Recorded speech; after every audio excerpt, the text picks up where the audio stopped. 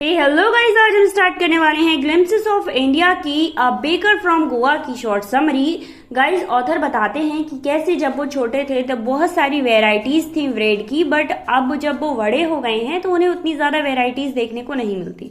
वो बिलोंग करते हैं गोवा से। वो बताते हैं कि आज भी गोवा में बहुत सारी ब्रेड बनाने की भट्टियां हैं और जो ब्रेड बेचने वाले थे उनको पेडर कहते थे। वो लोग जब ब्रेड बेचने आता था कोई तो उसको पेडर कहते थे। और वो कहते हैं कि पेडर की family generation to generation run तो कर रही है, बट आज जो उसका सन है वो जैसे सेल करने आता है तो उसका तरीका भी चेंज है और ब्रेड की क्वालिटी चेंज है और उतने टाइप के ब्रेड नहीं आते हैं। अब ब्रेड की जगह बिस्किट्स ने ले ली है। अब उसकी एक बड़ी बेकरी है। ऐसा नहीं है कि वो बेकर गरीब है। वो बताते हैं अपने बचपन की एक स्टोरी। वो कहते हैं कि जब वो छोटे थे तो पेडर एक बैम्बू स्टिक लेकर आता था। बैम्बू स्टिक मतलब एक लकड़ी होती थी जिस पर बहुत सारी ब्रेड्स टंगी होती थी और उस स्टिक पर एक घंटी लगी होती थी। जब वो उसको जमीन पर मारता था तो वो घंटी बजती थी। उस घंटी को सुनकर सारे बच्चे उनके पास दौड़कर आ जाते थे ब्रेड्स को लेने। जैसे सोते हुए होते थे ना, तो सोते हुए से डायरेक्ट ब्रेड लेने आ जाते थे और बिना टीथ को ब्रश किए ब्रेड्स को खा लिया करते थे।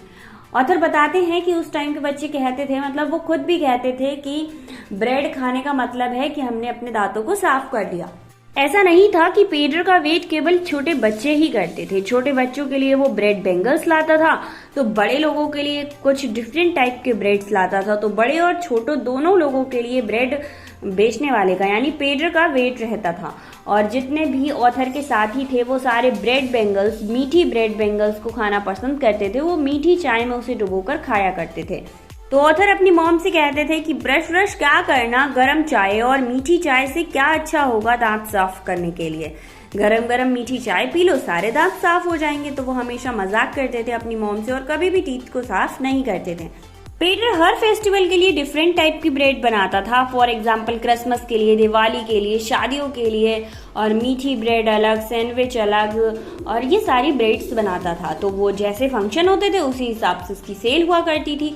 वो साइज को भी चेंज करता था। क्रिसमस के लिए वो क्रिसमस वाली साइज लिया करता था और दिवाली के लिए वो दिए विए ऐसी साइज को लेकर बनाता था, जिससे उसकी सेल बहुत ज्यादा अच्छी हुआ करती थी। अगर बेकर के पहनावे की बात करें तो वो एक लंबा कुर्ता पहनता था जो पुराने जमानों में पहना जाता है। वो उसके घुटनों तक आता था और वो आधी पैंट ही पहनता था। अगर आज के जमाने में कहा जाए तो वो एक शॉर्ट फ्रॉक पहना करता था। ऐसा नहीं था कि वो गरीब परिवार से था।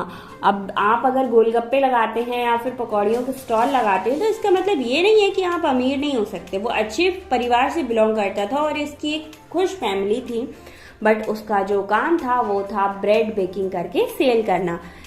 हालांकि उसके फादर वाली जनरेशन इतनी ज्यादा रिच नहीं थी और जो ब्रेड बेंगल्स होती है ना वो केवल गोवा में ही पहले प्रोवाइड थी। बट आजकल का तो जमाना चेंज हो रहा है। आजकल हम ऑर्डर करें कहीं भी कुछ भी प्रोवाइड होता है, तो हमारे इंडिया में भी ब्रेड बेंगल्स प्रोवाइड हैं। आप ऑर्डर कीजिए, आ जाती हैं।